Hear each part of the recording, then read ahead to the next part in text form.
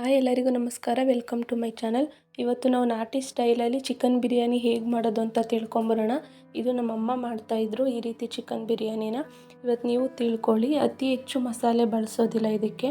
ಬನ್ನಿ ಇದಕ್ಕೆ ಏನೇನು ಬೇಕಂತ ನೋಡ್ಕೊಂಬರೋಣ. ಇದಕ್ಕೆ ಬೇಕಾಗಿರೋ ಸಾಮಗ್ರಿಗಳು: ಮೊದಲನೇದಾಗಿ ನಾನು 2 ಈರುಳ್ಳಿನ ಹೆಚ್ಚಿಟ್ಕೊಂಡಿದ್ದೀನಿ, ಒಂದು ಮೀಡಿಯಮ್ ಸೈಜ್ದು.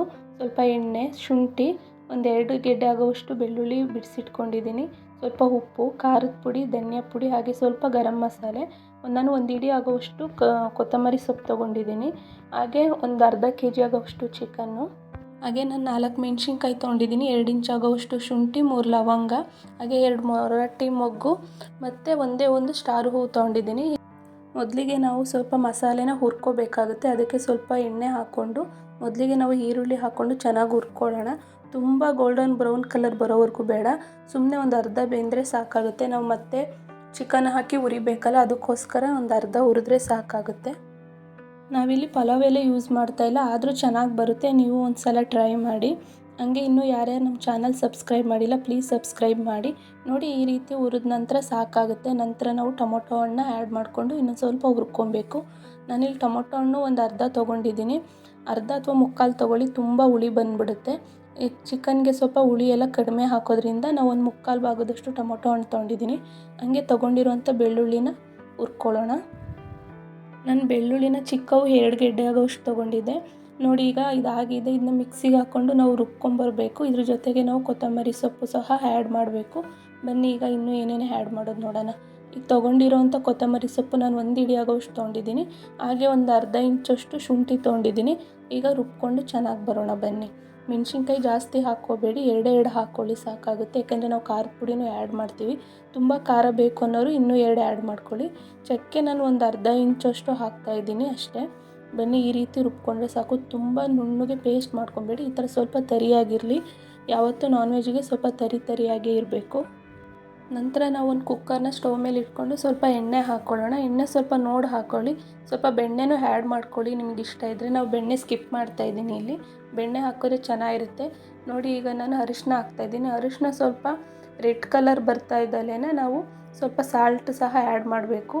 ಹಂಗೆ ನಾವು ತೊಗೊಂಡಿರುವಂಥ ಮಸಾಲೆನ ಸೇರಿಸ್ಕೊಳ್ಳಿ ಎಣ್ಣೆಗೆ. ಅದು ಫ್ಲೇವರ್ ಚೆನ್ನಾಗಿ ಬಿಡಬೇಕು, ಆವಾಗಲೇ ಬಿರಿಯಾನಿಗೆ ಚೆನ್ನಾಗಿರುತ್ತೆ. ನಾವು ಚಕ್ಕೆ ಲವಂಗನ ರುಬ್ಬೋಕ್ಕೆ ಹಾಕೋದಕ್ಕಿಂತ ಈ ಥರ ಫ್ಲೇವರ್ ಬಿಡೋಕ್ಕೆ ಎಣ್ಣೆಲಿ ಹುರ್ಕೊಂಡ್ರೇ ತುಂಬಾ ಚೆನ್ನಾಗಿ ಬರುತ್ತೆ.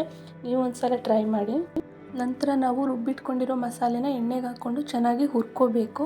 ಆವಾಗಲೇ ಇದಕ್ಕೆ ಬಿರಿಯಾನಿಗೆ ಒಳ್ಳೆ ಟೇಸ್ಟ್ ಬರೋದು. ನಾವು ಇದನ್ನು ಎಷ್ಟು ಹಸಿ ವಾಸನೆ ಹೋಗೋವರೆಗೂ ಹುರ್ಕೊತೀವೋ ಅಷ್ಟು ಚೆನ್ನಾಗಿ ಬಿರಿಯಾನಿ ಬರುತ್ತೆ. ಕೆಲವರು ಸುಮ್ಮನೆ ಹಿಂಗೆ ಆಡ್ಬಿಟ್ಟು ಚಿಕನ್ ಹಾಕ್ಬಿಡ್ತಾರೆ, ಆ ರೀತಿ ಮಾಡಬಾರ್ದು. ಯಾವತ್ತೂ ಅಷ್ಟೇ ಇದನ್ನು ಚೆನ್ನಾಗಿ ಎಣ್ಣೆಲಿ ಹುರಿಬೇಕು.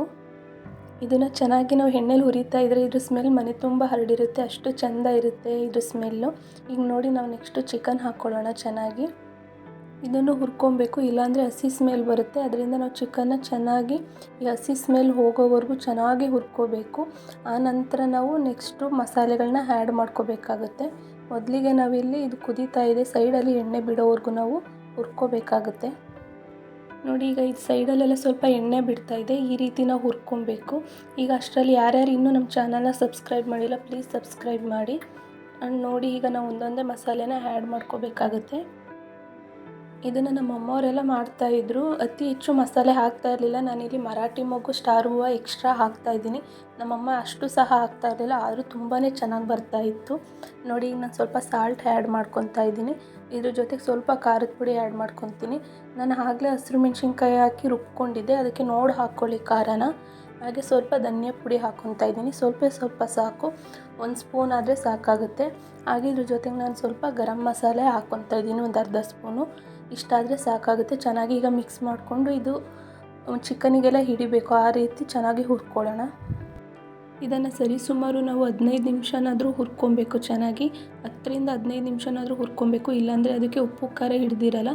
ರೈಸಿಗೆ ಚೆನ್ನಾಗಿ ಬೆಂದಿರುತ್ತೆ, ಚಿಕನ್ ಮಾತ್ರ ಸಪ್ಪೆ ಫೀಲ್ ಇರುತ್ತೆ. ಅದರಿಂದ ನಾವು ಚೆನ್ನಾಗಿ ಇಲ್ಲೇ ಹುರ್ಕೊಬೇಕು. ಇದನ್ನು ಕೈ ಬಿಡದಲ್ಲೇ ಚೆನ್ನಾಗಿ ಹುರ್ಕೊಳ್ಳಿ, ಇಲ್ಲಾಂದರೆ ತಳ ಹಿಡಿಯೋ ಚಾನ್ಸಸ್ ಇರುತ್ತೆ. ನೋಡಿ, ಇಷ್ಟಾದರೆ ಸಾಕಾಗುತ್ತೆ. ಇದರಲ್ಲಿ ಸ್ವಲ್ಪನೂ ನೀರಿರಬಾರ್ದು, ಆ ರೀತಿ ಹುರ್ಕೊಬೇಕು. ನಾನಿಲ್ಲಿ ಒಂದು 650 ಗ್ರಾಮ್ ಆಗುವಷ್ಟು ಅಕ್ಕಿ ತೊಗೊಂಡಿದ್ದೆ, ಅದನ್ನು ಹಾಕ್ತಾಯಿದ್ದೀನಿ. ಅಂದರೆ ಈ ಕಪ್ಪಲ್ಲಿ ನಾನು 1 ಕಪ್ ಅಳತೆ ತೊಗೊಂಡಿದ್ದೀನಿ.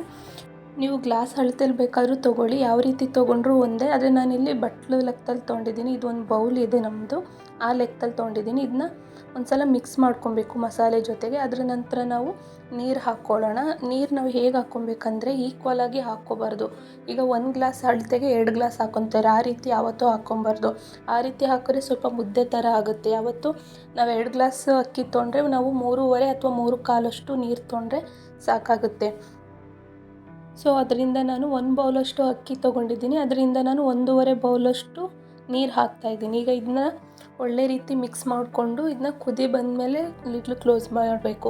ಇಲ್ಲಾಂದರೆ ಸ್ವಲ್ಪ ಸಪ್ಪೆ ಸಪ್ಪೆ ಫೀಲ್ ಆಗುತ್ತೆ. ಅದರಿಂದ ನಾವು ಕುದಿ ಬಂದಮೇಲೆ ಚೆನ್ನಾಗಿ ಮಿಕ್ಸ್ ಮಾಡ್ಕೊಳ್ಳಿ. ಯಾರಾದರೂ ಫಸ್ಟ್ ಟೈಮ್ ಅಡುಗೆ ಮಾಡ್ತಾಯಿದ್ರೆ ಈಗಲೇ ಆ ಸ್ವಲ್ಪ ನೀರನ್ನ ಟೇಸ್ಟ್ ಮಾಡಿ, ಸಾಲ್ಟ್ ಹೇಗಿದೆ ಇಲ್ಲ ಅಂತ. ಸಾಲ್ಟ್ ಕಮ್ಮಿ ಇದ್ದರೆ ಬೇಕಾದರೆ ಆ್ಯಡ್ ಮಾಡ್ಕೊಬೋದು. ಈಗ ಕುಕ್ಕರ್ ಲಿಡ್ಲು ಕ್ಲೋಸ್ ಮಾಡಿ ಒಂದೇ ಒಂದು ವಿಷಲ್ ಕೂಗಿಸ್ಕೊತೀನಿ ನಾನು. ಯಾಕಂದರೆ ನನಗೆ ಉದುದ್ರಾಗಬೇಕು, ಅದರಿಂದ ನಾನು 1 ವಿಷಲ್ ಕೂಗಿಸ್ಕೊತೀನಿ. ಸ್ವಲ್ಪ ಸಾಫ್ಟ್ ಆಗಬೇಕು ಅನ್ನೋರು 2 ವಿಷಲ್ ಕೂಗಿಸ್ಕೊಳ್ಳಿ. 3 ವಿಷಲ್ ಕೂಗಿಸ್ಕೊಬೇಡಿ, ತುಂಬ ಒಂಥರ ಸೀದಂಗೆ ಆಗಿರುತ್ತೆ, ತುಂಬ ಮುದ್ದೆ ಆಗಿರುತ್ತೆ.